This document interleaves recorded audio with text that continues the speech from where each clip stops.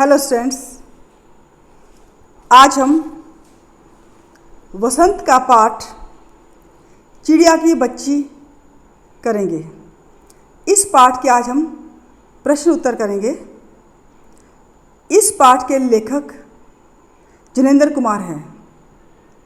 तो हम शुरू करते हैं इस लेसन का फर्स्ट क्वेश्चन। हमारा फर्स्ट क्वेश्चन है, किन बातों से ज्ञात होता है कि माधव दास का जीवन संपन्नता से भरा था और किन बातों से ज्ञात होता है कि वह सुखी नहीं था?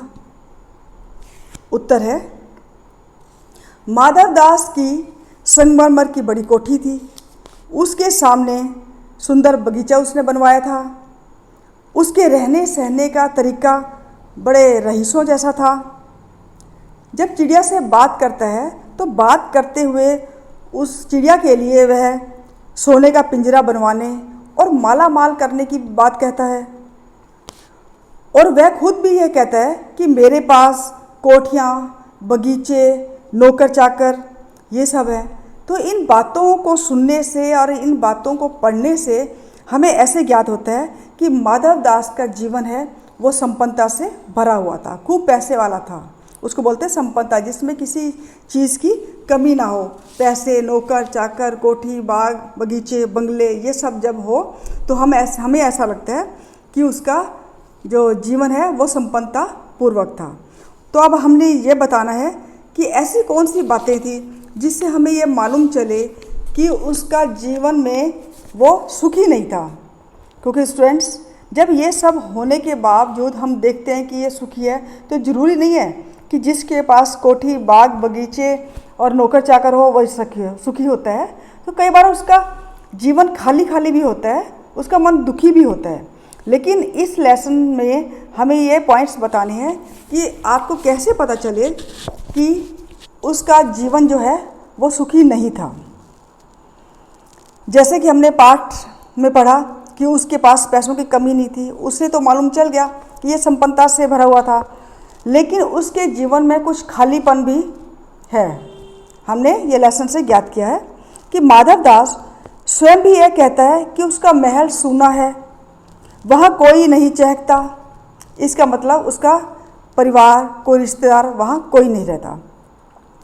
इसके अलावा केवल अपने सूनेपन को दूर करने के लिए चिड़िया को अपने साथ रहने के लिए मजबूर करना यह दिखाता है कि वह संपन्नताओं के बाद भी उसका जीवन है वो खाली खाली है और वह सुखी नहीं है, उसका जीवन सूना है।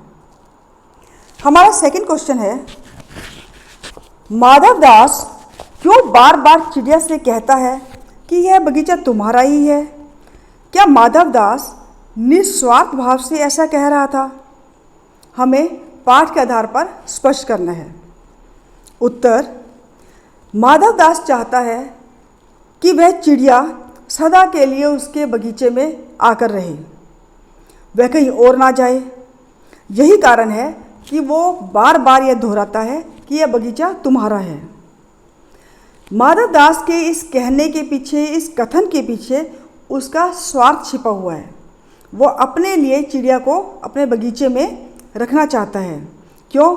उसका जीवन सुखी नहीं था, उसके जीवन में सूनापन था। उस सूनेपन को ख़त्म करने के लिए वो चिड़िया को अपने पास रखना चाहता था।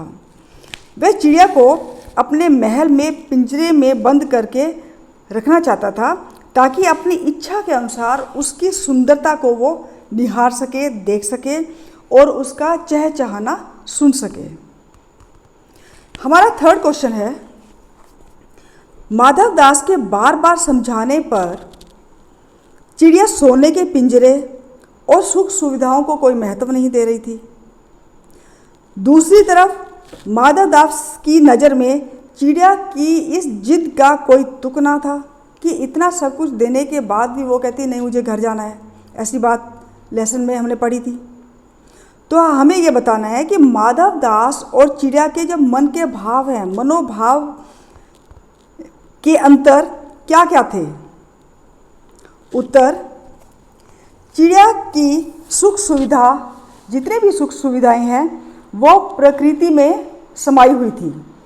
हवा, धूप, फूल उसकी सब धन संपत्ति थी। माँ, परिवार, घर उसके लिए सबसे सुखदायी थी। उसकी सारी संपन्नता उसकी आज़ादी थी। उसे सोने चांदी से कोई लेना देना नहीं था। तभी तो माधव दास ने इतना लालच दिया, लेकिन फिर भी उसने इस लालच को ठुकरा दिया। यही कारण है कि माधव दास की बातों को वह कोई महत्व नहीं दे रही थी। ये बात तो चिड़िया के मनोभाव की है। अब माधव दास के मनोभाव कैसे थे? दूसरी तरफ माधव दास सांसारिक सुखों से लिप्त होने वाले या रहने वाले व्यक्ति थे। प्रकृति उसके लिए बस इतना ही मायने रखती थी कि वह बैठकर उसकी सुंदरता को निहार सके। उनके लिए धन, दौलत, ताकत संसार की मूल्यवान वस्तुएं थी, महंगी महंगी चीज़ें थी, जिनसे वह दुनिया पर राज करना चाहता था। इन कारणों से वह चिड़िया की जिद को मूर्खतापूर्ण समझ रहा था कि वो चिड़िया जिद्दी है कि इतना सब कुछ वो सोने का पिंजरा बनवा रहा है, लेकिन फिर भी वो यहाँ टिकने को तैयार नहीं है। यही कारण है कि चिड़िया की जिद को वो मूर्खतापूर्ण मानता है। हमारा 4th क्वेश्चन है, कहानी के अंत में नन्ही चिड़िया का सेठ के नौकर के पंजों से भाग निकलने की बात पढ़कर तुम्हें कैसा लगा? उत्तर, कहानी के अंत में नन्ही चिड़िया का सेठ के नौकर के पंजे से बाहर निकलने की बात पढ़कर हमें अत्यंत खुशी मिली, बड़ी राहत महसूस हुई। क्यों? क्योंकि अगर माधव दास उसे कैद करने में सफल हो जाता तो चिड़िया का पूरा जीवन नरक बन जाता। वो उसकी कैद में ही रहती, वो अपने परिवार से ना मिल पाती और उधर उसके परिवार वाले भी ढूंढते ढूंढते थक जाते, वो भी परेशान हो जाते। उसकी स्वच्छंदता, हंसी खुशी, घर ठिकाना, घर परिवार सब छिन जाता। हमें उस चिड़िया से बड़ी सहानुभूति है। हमें बहुत अच्छा लगा जब यह हम पढ़ते हैं कि चिड़िया नौकर के पंजे से बाहर निकलकर भाग गई, तो उसका बच निकलने की जो बात है हमें सुकून पहुंचाती है। हमारा नेक्स्ट क्वेश्चन है कि इस कहानी का कोई और शीर्षक देना चाहो या देना हो तो आप कौन सा देना चाहोगे और क्यों? हमें ये क्यों भी बताना है कि आपने वो क्यों दिया।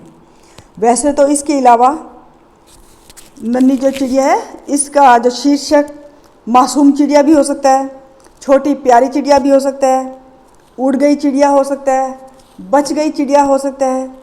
अगर हमने कहानी का दूसरा शीर्षक लिखना हो बच गई चिड़िया, तो इससे हमने इसका जो शीर्षक है क्यों दिया?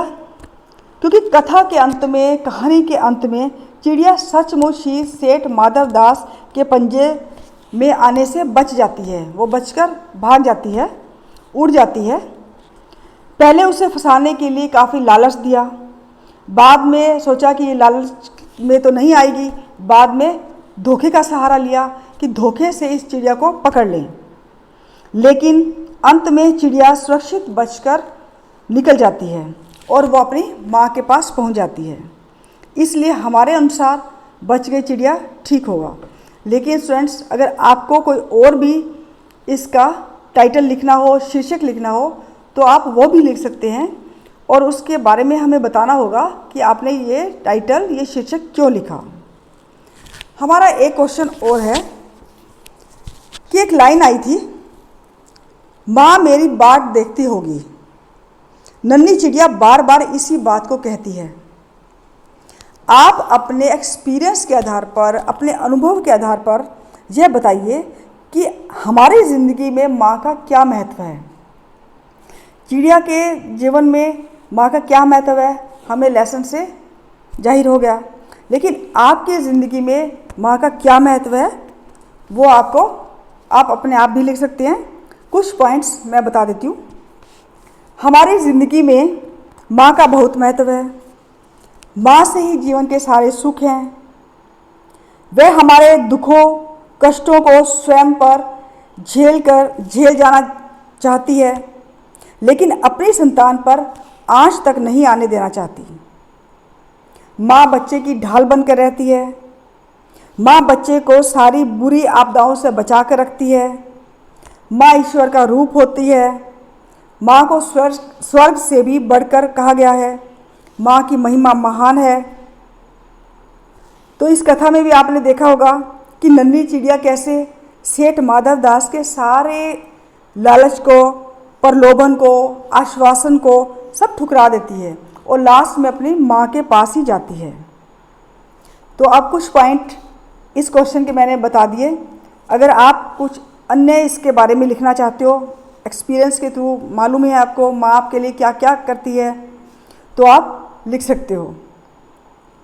तो स्टूडेंट्स, आज इस लेसन के ये क्वेश्चन आंसर थे। मुझे आशा है कि आपको ये क्वेश्चन आंसर समझ में आ गए होंगे। अगर आपको मेरा ये वीडियो पसंद आए तो आप लाइक ज़रूर करना। Thank you and have a nice day.